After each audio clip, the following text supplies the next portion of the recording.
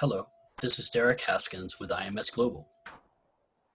We're going to be talking today a little bit about the certification process at IMS Global, how the conformance documents are created over time in the work groups that define certification requirements, and what does it mean to be certified for your product at IMS Global. As I said, I am Derek, and I have a colleague, Miles Lyon, and he and I work full-time generating certification suites at IMS Global. We have, of course, other duties, things that come up, because the process of troubleshooting and supporting EdTech products requires quite a bit of other efforts. But the primary jobs that we do is generate the certification requirement suites for certification and conformance at IMS Global. Certification is one of the primary benefits of membership in IMS Global. We are a bit unusual in this aspect because we do strive to create conformance definitions and certification suites for each of the specifications under the IMS Global rubric. So we try very hard to provide certification for products in each realm. To achieve certification, you must simply complete the required tests in the certification suite as defined by the work group. This is usually nothing more than filling out a form at the end of the certification suite and submitting this to the conformance group at IMS Global to check that your testing is complete. But apart from the goal of being certified, what does certification actually mean? How does certification come to be? How is conformance documentation created? And how is it that the certification can be, the certification for interoperability between products is actually known to be working? We'll start very briefly with what the word conformance means. There is always a bit of confusion on this, and I will try to clear that up here. Near the end of any workgroup effort for a new specification or a new version of a specification, a conformance document should be completed. The conformance document basically defines what are the series of tests that would be required to certify that a product has completed a level of integration with the certification suite. The certification suite, of course, stands usually in for the other side of a transaction in an EdTech working environment. So for example, launching from a platform to a tool, the certification suite would implement what it means to be a platform if we were testing a tool. Ultimately, though, it is the work group that would create a series of tests that they feel would define what would be necessary to say that a product is conformant with a specification. Conceptually then, conformance is achieved by passing those tests. The conformance document has to be in the end approved by IMS Global, but it is very important that at the end of a process of the processes for creating a specification, an agreed upon series of tests should be voted upon by the work group. Certification on the other hand, applies to a member's product and at a specific product version. Again, the conformance document itself is created by the work group, and the work group ideally comes up with an agreed upon series of tests that would signify conformance for a product for this specification. Once that particular conformance document is complete, we at IMS will strive to create a certification suite that will implement the tests agreed upon by the work group and ultimately approved by IMS Global. Then, when a member's product at a specific product version is used to test against the certification suite, that product and that product version can be said to be certified at that particular level of the specification for the conformance document. So certification alone refers to a product and a product version of a specific member's product suite. Conformance then, as we've already talked about, is a concept. It's conceptual in nature. It would be fair to say something along the lines of that a company or an institution is updating their product to be conformant to the latest version of the specification. When a member group is working on certification of their product, they would likely use the specification itself and the best practices document along with the document that we are discussing here, which is the conformance testing document, to determine what is necessary for them to alter or change or update the product to make it conformant to this particular version of the specification.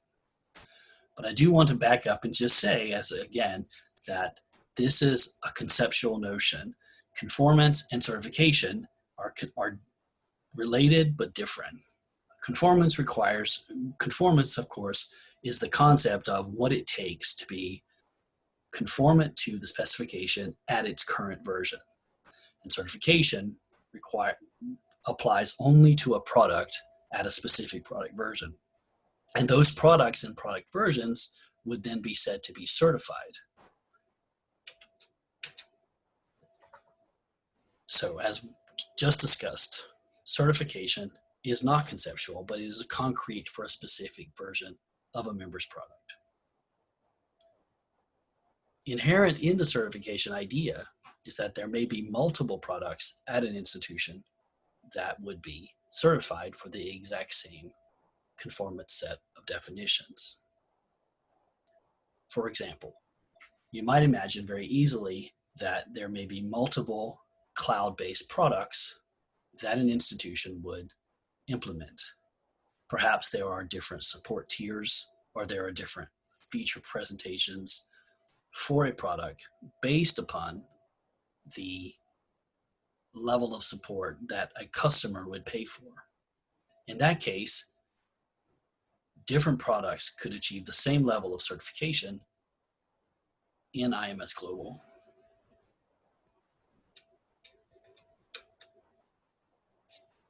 In all cases, certification is only awarded to a member product at a specific version number. If there is no version number, because it's a software as a service product, IMS will simply use the date submitted as the version in the submission of the product for certification. Each product, as I said before, at a specific version number can be separately certified using the certification suite.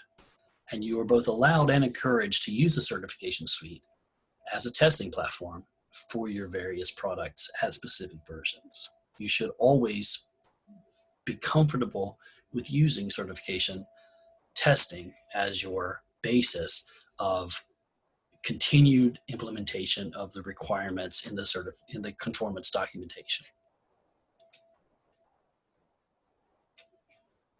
Once a product at a specific version is certified, this certification is good for 1 year. You can recertify the same product version as many times as you wish, but it is good from the moment of, if you are a member in good standing, it is good for 1 year from the moment that it is added to our product directory. Obviously, over time, the conformance definition at various specification levels will change. You can imagine that if a specification is revved from, say, a 1.4 level to a 1.5 level, and the new version is 1.5, there will be various tests that will have to be updated for the 1.5 level. So the same product in the product directory at IMS Global could have multiple certifications for the same specification set, but at different version numbers. We're going to talk more now about the Conformance Requirements document that we mentioned earlier. This is often overlooked in the workgroup processes because it seems somewhat like an afterthought. However, this is one of the most important roles of a contributing member at IMS Global. This is one of the best opportunities for the contributing member to help define what the organization believes is best for testing against the specification. As the workgroup process is coming to an end and the candidate final specification is coming into view, the spec needs to be tested at some level in order to know that a product can be certified as conformant against the specification. This is often overlooked. However, this is a really important place in which the certification requirements can be discussed among the members. What is important and what is somewhat less important? What is required and what is optional? Conformance documents are always a conversation among the contributing members. And the members must come to a conclusion about what is required for conformance testing. The requirements, the tests themselves should not be onerous, but they should not be too lax either. We're going to discuss a couple of examples. Note that when we talk about the one roster, this is only an HTML format, and so it has to be loaded from our local disk. When you are looking at the documentation in GitHub from IMS Global, you will often see that there are different versions. There might be a markdown version, and there might be an HTML only version. If you ever see one that it doesn't have a markdown version, it's quite likely that you'll need to download it to your local machine in order to view it. Here is the markdown version of the LTI Advantage Conformance document. I am loading this, of course, from GitHub. Notice that in this case, since it's not yet formatted in this final example, it really is a raw document, one that could be edited directly and then revved directly in GitHub. This format in Markdown is generally what you would see. We would explain the options of certification. There would be a section on scope and context. We would also give an example of the status of where it currently is, the structure, and then the outline of what happens. There are standard header and other information that we put at the very beginning of all conformance documents, which explains things like the nomenclature used. Finally, we talk about what is going to be required for submission of possible certification for a product and a product version. Following this, notice that we just go directly into what is required for certification. In this case, since we're talking about LTI Advantage, there will be two sections: Learning Platform Certification and Tool Certification. In this document, we go forward and explain the tests that are going to be required. So, in this example, for platform certification, we define what will be the tests for LTI Core. And then we go forward explaining the sections. So there in the LTI Advantage testing for a platform, there are actually 4 sections. There's the full student payload testing, and then each test is shown below about what would be required. There would be a student payload testing without any personal identifying information, where the PII is left off, followed by the tests that are going to be required. We follow this by the full instructor payload testing and the tests required, and then the teacher or the instructor without any PII and the tests that would be required. Since there are 4 different parts to LTI Advantage, we go on to talk about those tests that are going to be required for the platform testing each of the three extensions that are make up for LTI Advantage Complete. Deep linking is talked about. Names and roles provisioning service is talked about. And notice that we keep the tabular form for each of these, which explains which of the tests are required. And finally, the assignment and grade services.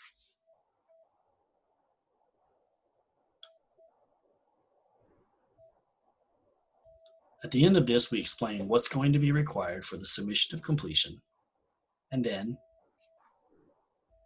we then say how you would use the certification suite to submit your potential certification request to IMS Global. Followed by this, we start the other section that is important for this particular specification, the tool certification. And likewise, just as we did in the platform, we talk about the various tests that are going to be required for tool certification. In the case of the tool, there aren't 4 different potential platforms tests as there are on the platform side. In this case, we are testing the tool. So it is our job to write a rudimentary platform that would then hit your tool and do the tests, require the testing from you. So as a very typical thing, we send a series of known bad payloads because you should be able to, as a tool, determine how to deal with those particular bad payloads. Then we launch valid teachers, followed by valid students.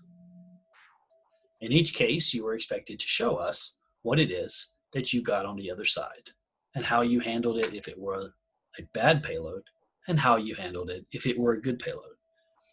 In all cases, you're expected to tell us that you passed the test, even if the pass is nothing but, hey, I showed an error message because I do not deal, for example, with teachers who give us the full PII. If you send us full PII, it's information we don't want to know and we want to discourage PII. Therefore, we reject this. You would then set this test to pass, even though there would be nothing that you would have to do except show an error message.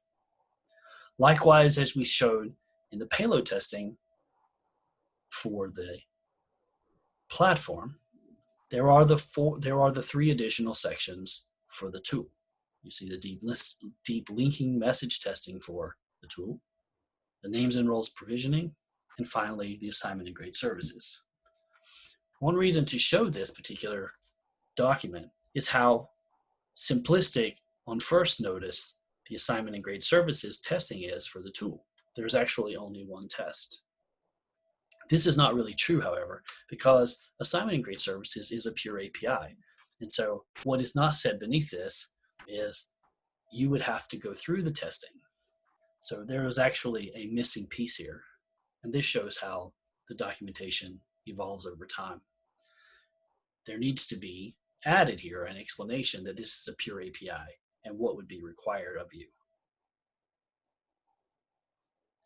Again, what we are showing here is the relatively raw document in Markdown format. I will now switch specifications and talk about the OneRoster 1.2, which is under revision as we speak today. OneRoster is, in this case, we are viewing the final respec document that is created. And you see, unlike the raw Markdown version in the LTI Advantage, you actually can see the conformance and certification document for OneRoster 1.2 as it is currently being edited, and you see the full respec version. The respec version is simply using a JavaScript library created by others in order to format this document in this nice way. Like LTI Advantage, there are multiple sections within testing for OneRoster. There is the CSV side, and then how you would deal with the CSV side, and there is the REST side, and how you would deal with testing on the REST side. Of course, in both cases, for both CSV and for REST, there are providers of data, so there are service providers and there are service consumers, And in both cases, you would have to decide which side of each of the application you are actually certifying for. On our side, we actually have to write, as you might imagine, several different certification suites because there are different versions. In fact, in the certification suite, which we will see later for One Roster 1.2, there are actually 6 sections that have to be implemented later. Currently, we've only implemented, because the document for 1.2 is under revision today, we've only implemented a stub for One Roster 1.2 REST rostering and REST resources. We are still working on the gradebook, and then, of course, later the CSV testing will be added.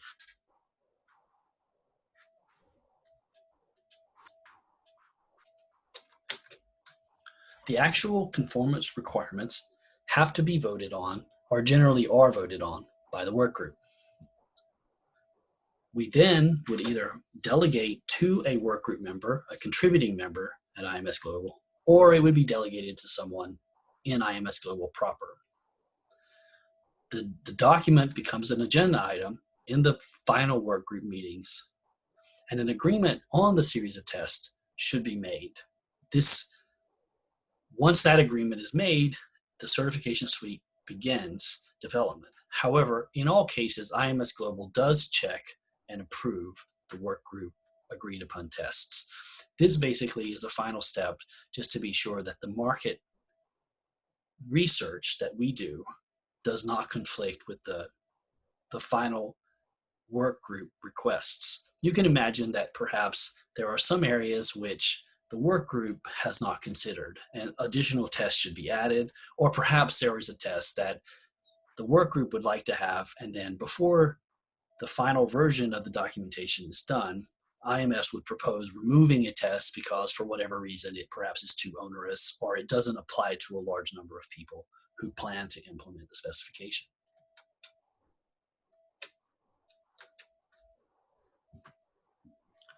The meetings around the conformance document should be a tangible discussion about how the specification can be tested. Sequencing of tests and test dependencies will have to be part of this document, as I showed here. In the LTI Advantage, not only do we have the nomenclature, but we talk about general requirements for the certification setup. What is required?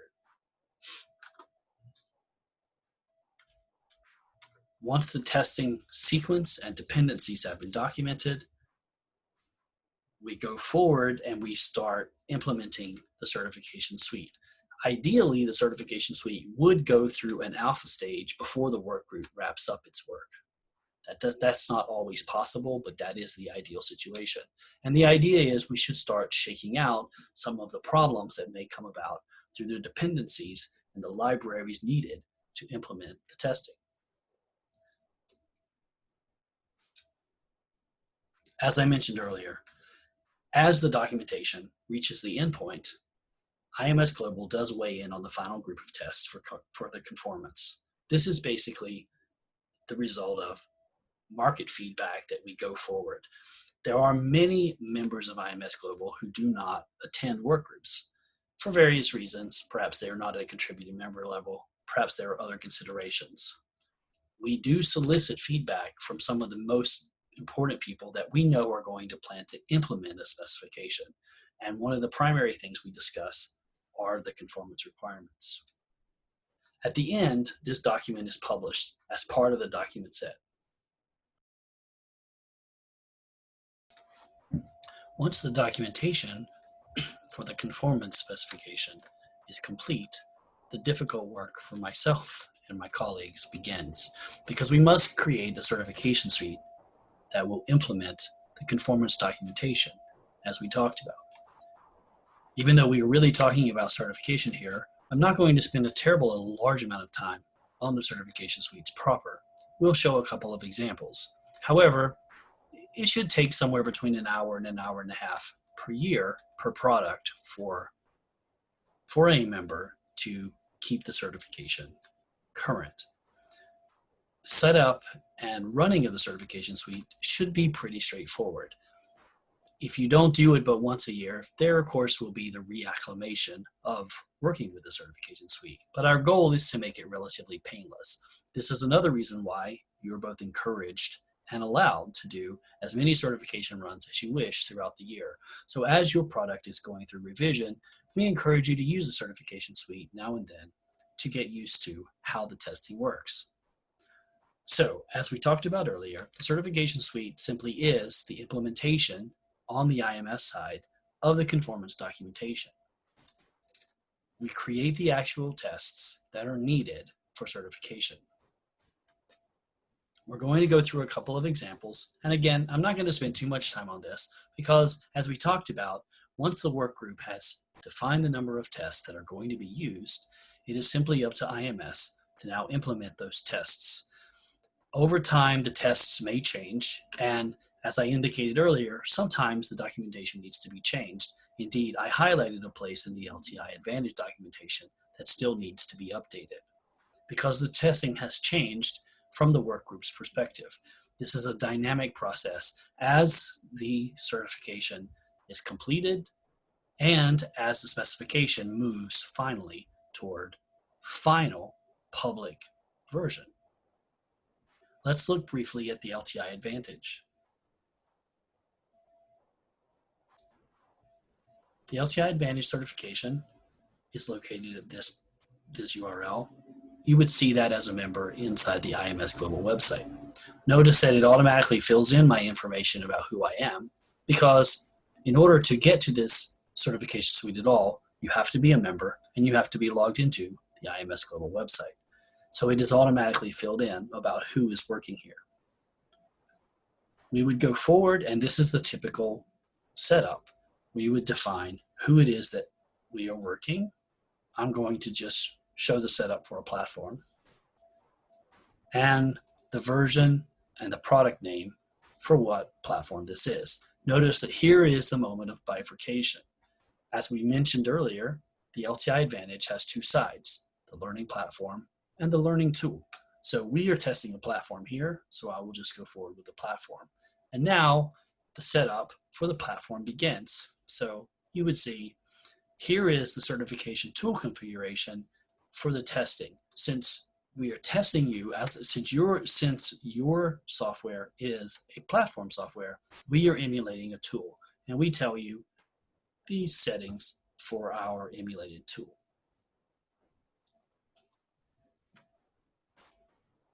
Then, of course, you would tell us your platform configuration.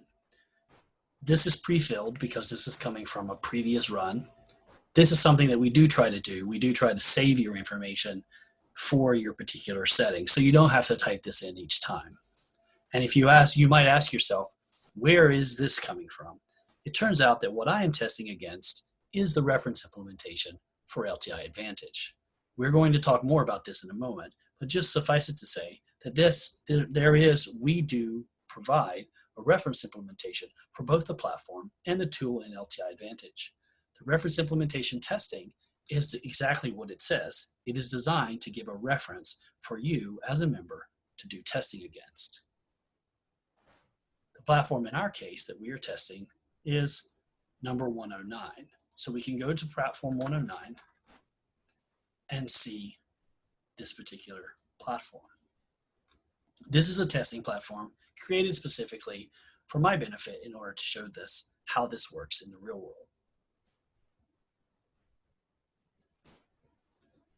This is the information from the reference implementation for this particular platform.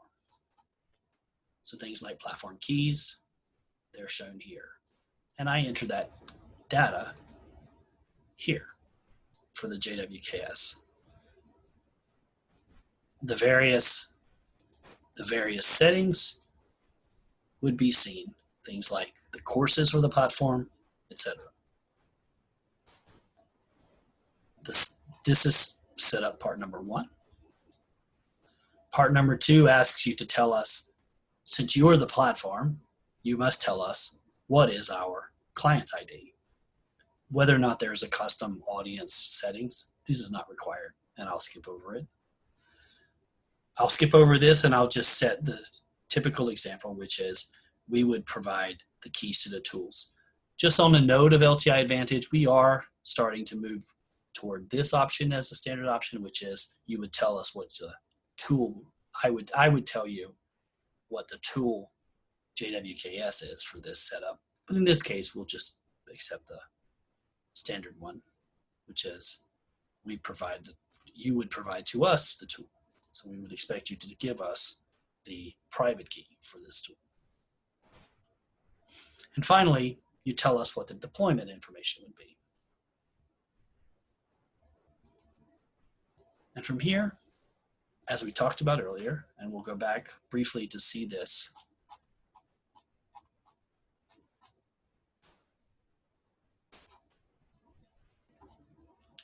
we now are doing LTI core testing.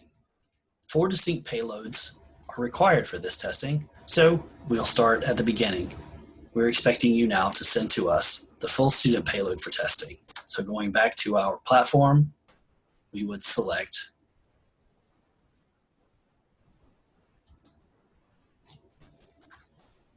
we would post them. We would post for this particular link to what comes back from this in the OIDC would be the parameters for launching into the platform. And now we just would launch. But actually, I'm not in the right spot, so let me go back.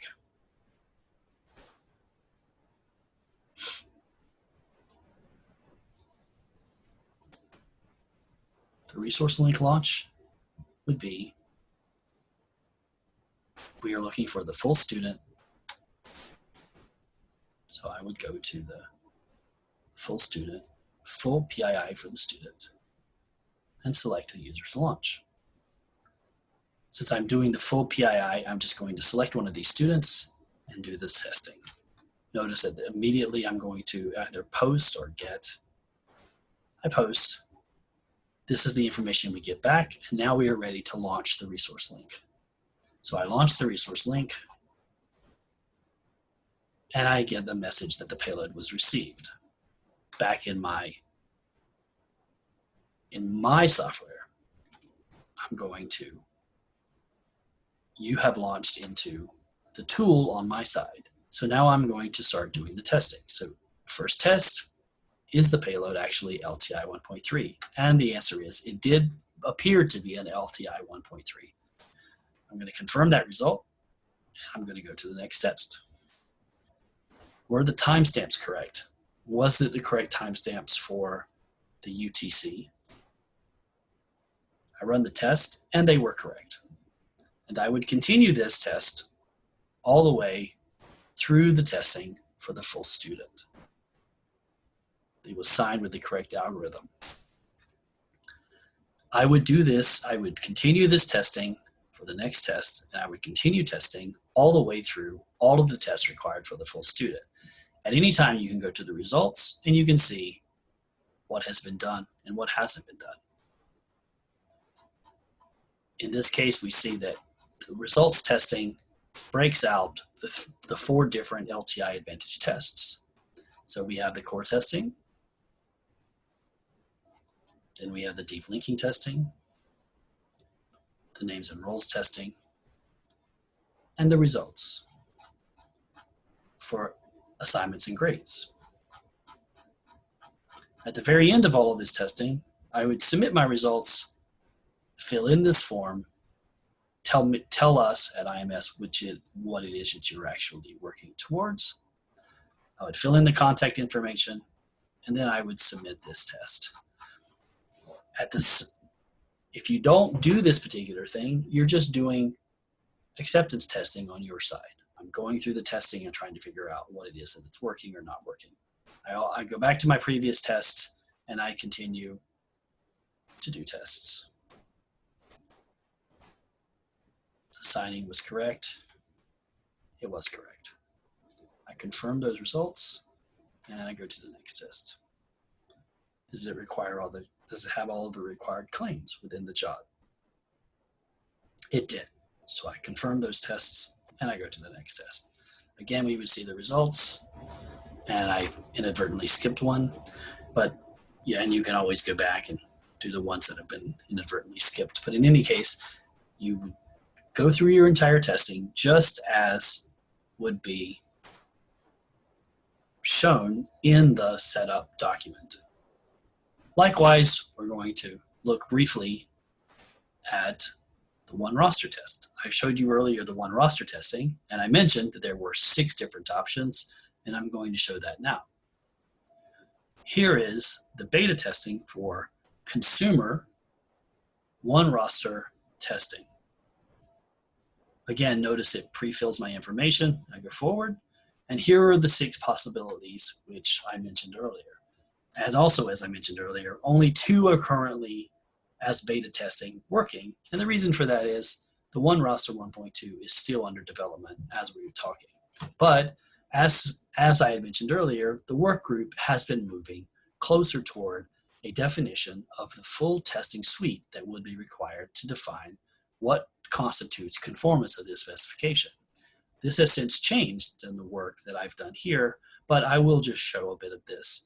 So let us look at the rostering test for the REST API. I'm going to go into this test, and here the bifurcation happens.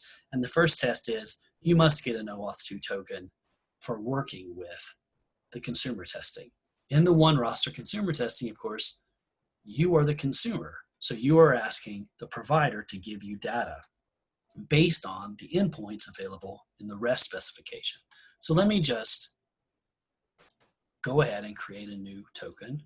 Again, this would not be done in Postman. This would be done in your application proper, but I'm going to use Postman just because it's easy. I get a token back, and I'm going to put this token into the test. This is actually the very first test for REST rostering, because the very first thing is you must get a token. So I get a token, and it says, okay, it did check, and it said that token was valid. Now I give you what the testing platform URL pattern is, and we can go back to Postman and just do some basic tests. So I can do academic sessions, and this brings back, oh, sorry, I didn't update the token, so allow me to update the token. The token is a bearer token. And what comes back are the academic sessions. I can do orgs. Orgs.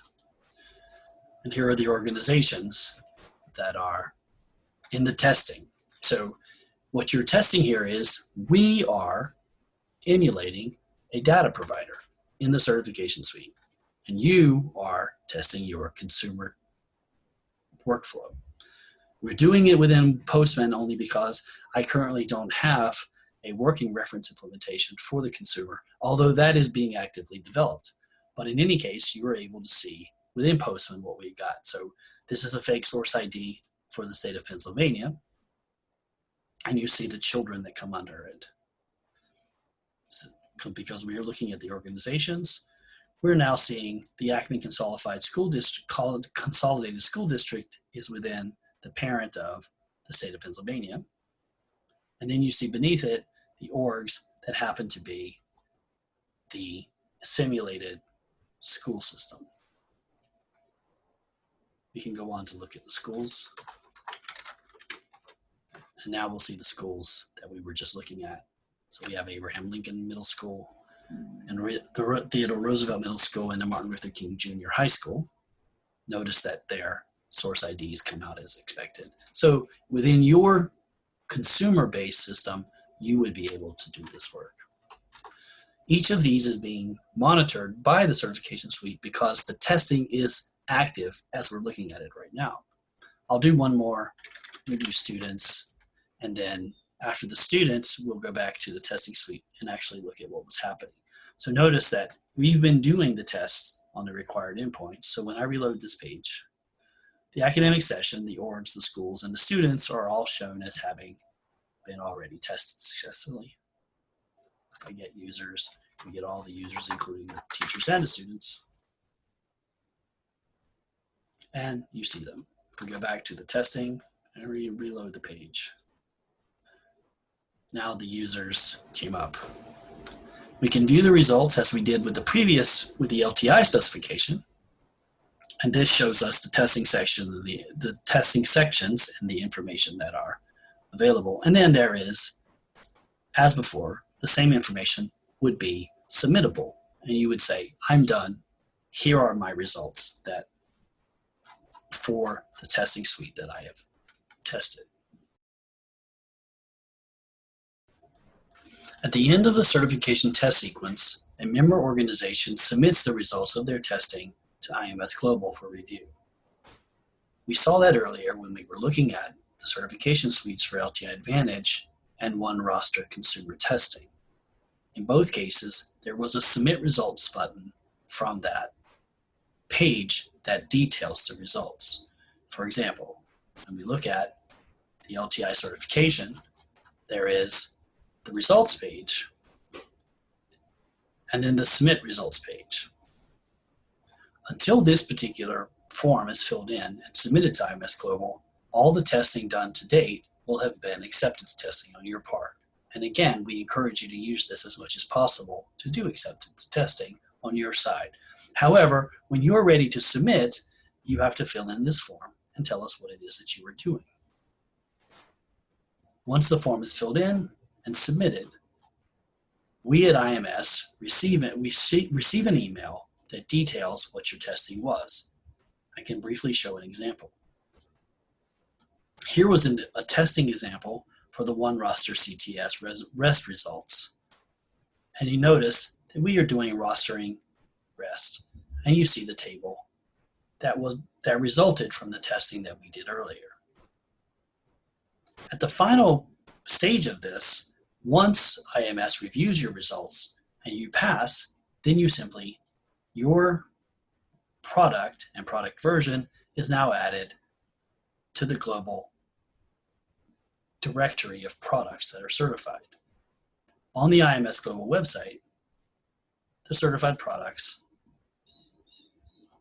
show up. You may search for product type or product name or product or by the organization that provides the product. If I search for the word black, several products arrive. Then I can go into a product and actually see what their certifications are.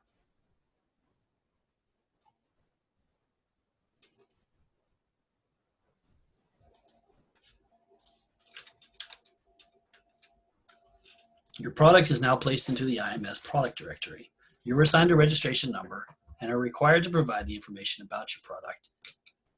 We were just looking at an example. As I talked about earlier, however, when a new specification or a new version of a specification is now headed toward final, there are some foreseeable problems around this. The first foreseeable problem is that no one yet has implemented the specification.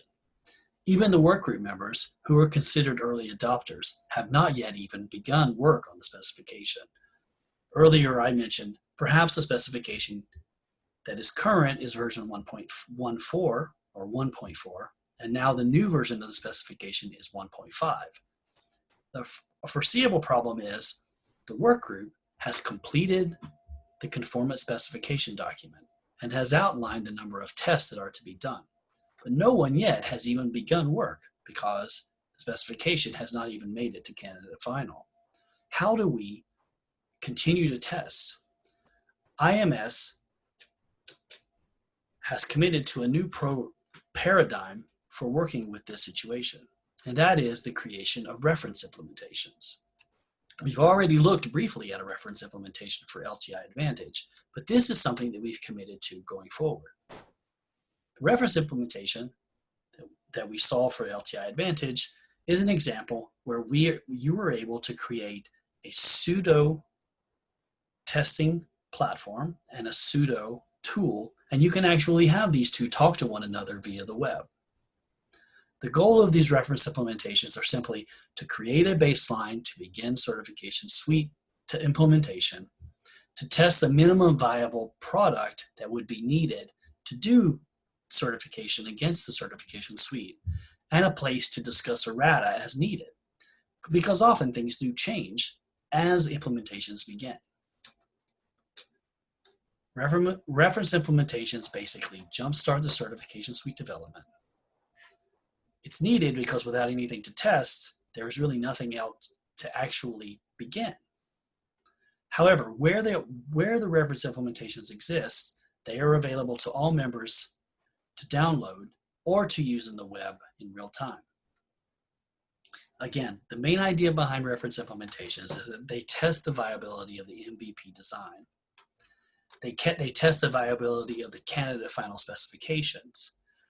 They're usually not very extensive. I mean, we certainly don't write a lot of bells and whistles. The main idea is use the specification, the conformance document that we've been talking about in this presentation, and to create a minimal viable UX that allows us to create the certification suite.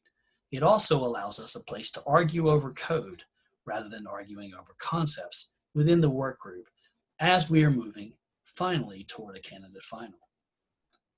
It also gives us a sense of whether or not the specification, as it's currently written, is too hard to implement, which can be very useful before the implementation of the workgroup members. The final thing about reference implementations is that they allow us to shift the argument from the conjecture of the specification proper into code. If something during the reference implementation creation is so difficult, this is brought back to the workgroup for reconsideration. Let's take a closer look briefly.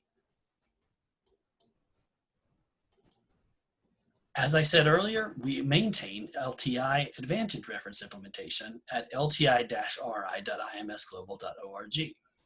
The main thing here is, if you have never done anything with LTI Advantage, this will give you the ability to create your own tool and your own platform, and you can have them talk to one another just here.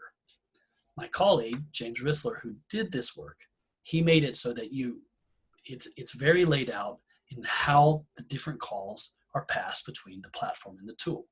He even stops in places that you usually would not stop in a normal development cycle. So for example, in the OIDC, which we saw earlier, the launch from the platform to the tool, he stops at the OIDC initiation so that you can see what messages were passed. He also stops just before the launch is done so that you actually can see what message is going to be passed during the launch. IMS is committed to doing this type of paradigm where it is useful and where it can be done. In summary then, to be certified states that a member's product has completed the testing required by the conformance documentation created by the work group at the end of the process of creating a new specification version. The creation of these testing documents is one of the most important responsibilities of contributing members. I would like now to encourage you, as a contributing member, if you are in the specification process, you should please stay involved right to the very end. At the very end of the candidate final deliberations, the creation of these documents really set the bar at any level for what is required for testing and implementation of a specification. In addition, there will be discussions around what is needed for reference implementation, and I strongly encourage all contributing members to stay involved and to discuss the early creation of a reference implementation and the early creation of the certification suite. This will allow us to move the discussions really from baseline conformance documentation to actual code. This allows us to have arguments that are productive and to determine what is actually core in testing the specification. Thank you very much for your attention.